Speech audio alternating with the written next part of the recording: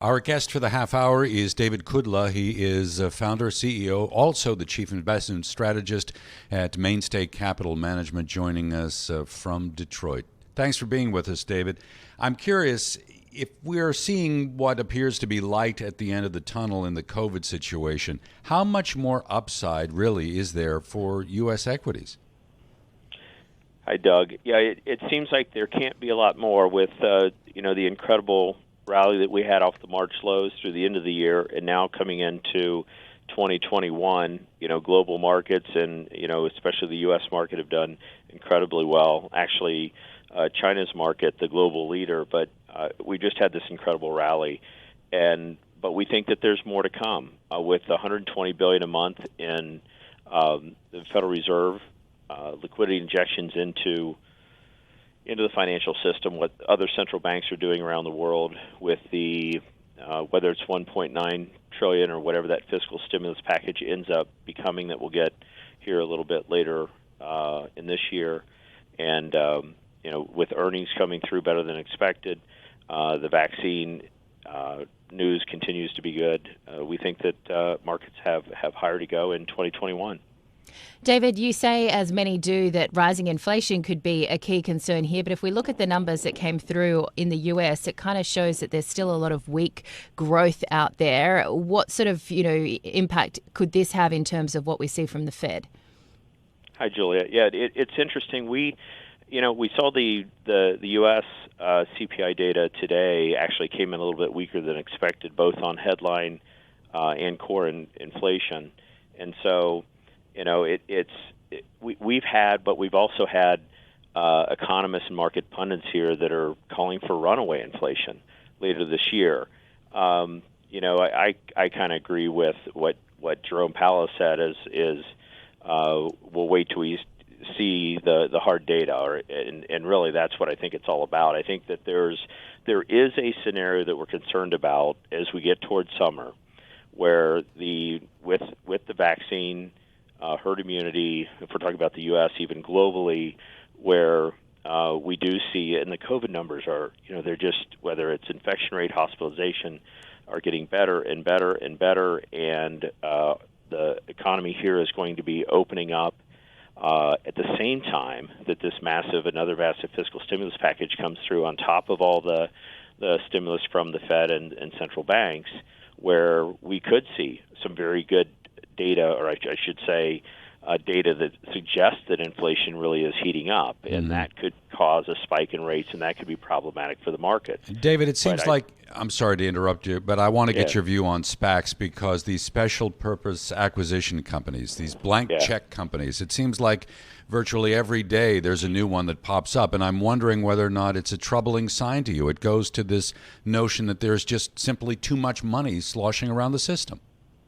Yeah, I think that what's happening with SPACs is another sign of the bubble phenomena. We're seeing bubbles everywhere, and I think it's another case where that is an area where we're seeing bubbles. Just this enormous rise in the number of SPACs that are coming to market, or that instrument being used for IPOs. I think it is indicative of this bubble environment we're in, if you will. What are some of the other major concerns that you're looking at as well when we see these bubble asset worries happening? Very quickly. Yeah, well, I mean, we've talked about being in a bubble in the bond market for a long time, but that's a function of what the Fed is doing. But as far as the stock market, we've been in a bubble for a long time, but in the environment we're in, we think stocks continue to move higher, and except for that one risk we see on the horizon. That's really the primary risk we're concerned about, that we're watching very closely. I wanted to pick up on what Brian was talking about there with that call from JP Morgan's Marko Kolonovic saying that commodities are in this upswing phase of a new super cycle, as we see WTI technicals also flashing a bit of a warning sign. But this comes back through into that normalization trade too. What's your view here, David? Well, we are seeing the commodities super cycle that we think is certainly underway. And will continue, and that that plays into what Doug had alluded to, where we see other opportunities with commodities doing well. That means that there are a lot of emerging market countries that are producers of commodities that will that will do extremely well in this environment. So do you like the material names here in selective EM markets? Is that where you're putting capital to work?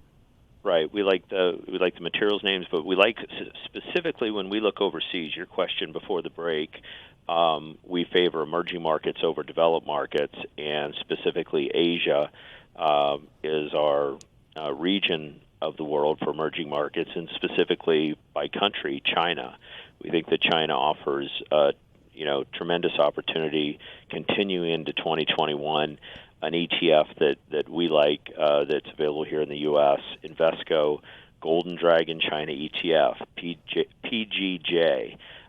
It's up over 25% already year to date. And, this has some of the names you would expect, Baidu, Alibaba, those names. A more broader play, one we've held for quite a while, is EMQQ, Emerging Markets, Internet, and E-commerce ETF. Some of those same names, but just a play on e-commerce and the EM space more broadly, up 22% year to date. There's just, I think, incredible opportunity in EM because the same stimulus we're talking about that's important for the U.S. economy, these other developed nation economies, and helping their stock markets, that translates into helping these emerging market economies and stock markets as well. And we saw the CSI 300 go into the Lunar New Year break at an October 2007 high as well. It will be closed, as we know, for some time now. What about in terms of the relations between the US and China and how that moves forward? We just heard Denise tell us that there's been high-level talks now between Washington and Beijing. Well, I think that everyone expects that will be improving. In the new administration, at least there will be, a toning down of the rhetoric and the some of the issues that we had in the former administration. Even if it's just a toning down of the banter back and forth and the outright trade wars or the issues that we had, there will be improved relations and a more certainty for companies that are multi-conglomerates and companies for import-export. David, we heard from Uber after the bell, and CEO Dara Khosrowshahi was saying it could take years for internal, and I'm imagining what he's really talking about here is domestic travel to recover. Structural change as a result of the pandemic. What industries are going to be most impacted by what we have been through in terms of COVID-19? Well, we know that when we look at everything that's leisure, entertainment, travel, the services sector in general, there are certainly industries and companies that will see their future change forever. There are people that will be long impacted by their behavior, and at least for years, if not permanently. And there will be certain sectors of industry, and especially in services, that will be impacted, and those that you would expect: travel, leisure, restaurants, tourism. All of those that we'd expect a residual impact even after we believe that the pandemic is largely under control.